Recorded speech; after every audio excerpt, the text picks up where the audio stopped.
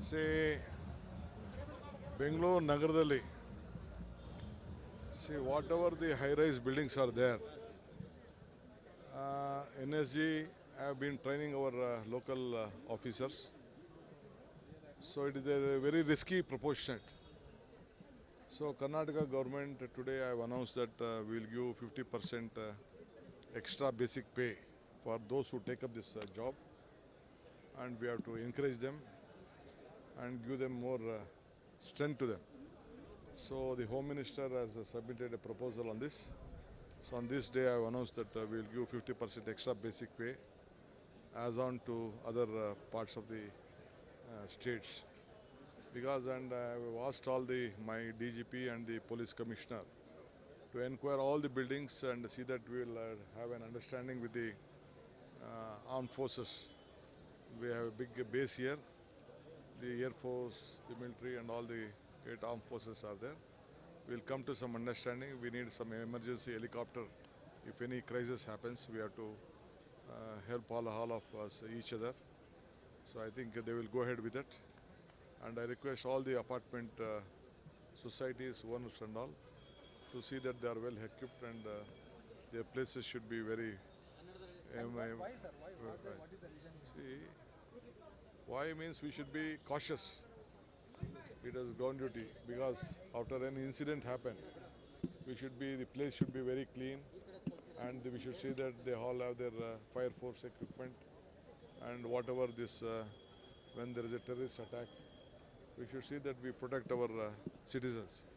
This is a big international city which the entire other world is interested in Bangalore, and all of them are coming here. They should be out of fear. That is our duty. Anyway, the Home Department is doing a good job, but still we should be very cautious. ಇವತ್ತು ನಾನು ಬೆಂಗಳೂರಿಗೆ NSG ಏನು training 1 ತಿಂಗಳು training ನಡೀತದೆ. ಭಾಳ risk ತೊಗೊಂಡವರೆಲ್ಲ ಕೆಲಸ ಮಾಡ್ತಾರೆ. 20, 30, 40, 50 ಅಂತಸ್ತು ಬಿಲ್ಡಿಂಗಲ್ಲಿ ಅವ್ರು ಹೋಗಿ ರಕ್ಷಣೆ ಮಾಡೋಂಥದ್ದು, ಅಲ್ಲಿಂದ ದುಡ್ಕುವಂಥದ್ದು ಅವರ ಲೈಫಲ್ಲಿ ಭಾಳ ರಿಸ್ಕ್ ಇರ್ತದೆ. ಅದಕ್ಕೆ ಅವರು ಸಾಮಾನ್ಯವಾಗಿ ಇನ್ನೂ ಉತ್ತೇಜನ ಕೊಡಬೇಕು, ಇನ್ನೂ ಜಾಸ್ತಿ ಜನ ಟ್ರೈನಿಂಗ್ ಕೊಡೋಕ್ಕೆ ನಾವು ವ್ಯವಸ್ಥೆ ಮಾಡಿಕೊಳ್ಬೇಕು. ಸೊ ಅದಕ್ಕೋಸ್ಕರ ಅವ್ರಿಗೆ ನಾನು 50% ಬೇಸಿಕ್ ಅಲವೆನ್ಸಲ್ಲಿ ಎಕ್ಸ್ಟ್ರಾ ಮಾಡಲಿಕ್ಕೆ ಸರ್ಕಾರಕ್ಕೆ ಹೋಮ್ ಮಿನಿಸ್ಟ್ರಿಗೆ ಪ್ರಸ್ತಾವನೆ ಕಳಿಸ್ತಾ ಇದ್ದಾರೆ. ಅದಕ್ಕೆ ನಾನು ಹಣ ಬಗ್ಗೆ ನಾವು ಯೋಚನೆ ಮಾಡಬಾರ್ದು, ಇಂಥವ್ರಿಗೆ ನಾವು ಉತ್ತೇಜನವನ್ನು ಕೊಡಬೇಕು. ಆ ತೀರ್ಮಾನವನ್ನು ಈಗಾಗಲೇ ನಾನು ಮಾಡಿದ್ದೇನೆ.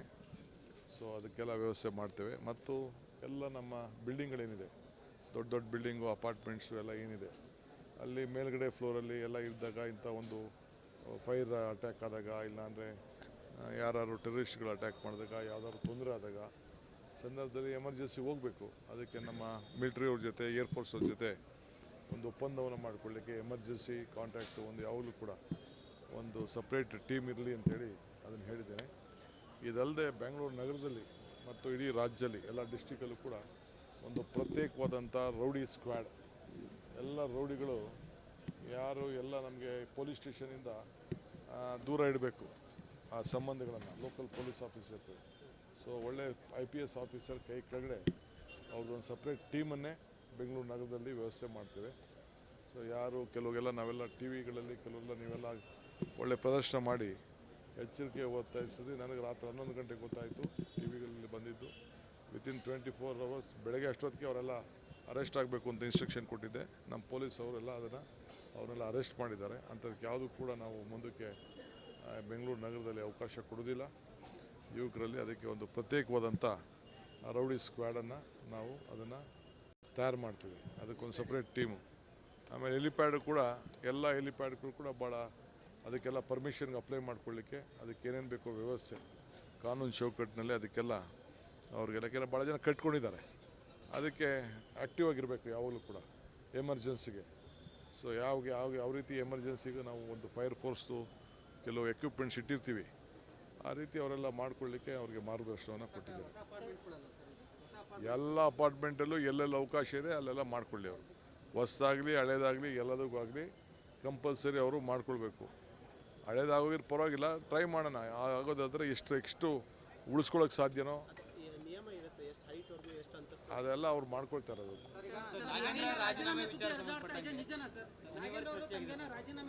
ಬೆಳಗ್ಗೆ ಮಾತಾಡಿದ್ದಾರೆ, ದೆಹಲಿಯಿಂದ ಬರ್ತಾ ಇದ್ದಾರೆ, ನಿಮ್ಮ ಹತ್ರ ಮಾತಾಡ್ತಾರೆ. ಅವರೇ ನೇರವಾಗಿ ನಿಮ್ಮ ಹತ್ರ ಏನು ಬೇಕೋ ರಾಜೀನಾಮೆ ಕೊಡುವಂತ ಅದೆಲ್ಲ ನಾನು ಹೇಳಕ್ಕೆ ನಾನು ತಯಾರಿಲ್ಲ.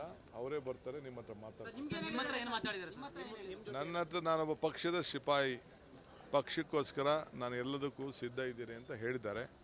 ನಾನು ಆತನಿಗೆ ಬಿಟ್ಟಿದ್ದೀನಿ, ಆತನೇ ಬಂದು ನಿಮ್ಮ ಹತ್ರ ಮಾತಾಡ್ತಾರೆ. ರಾಜೀನಾಮೆ ಕೊಡುವ ಅನಿವಾರ್ಯತೆ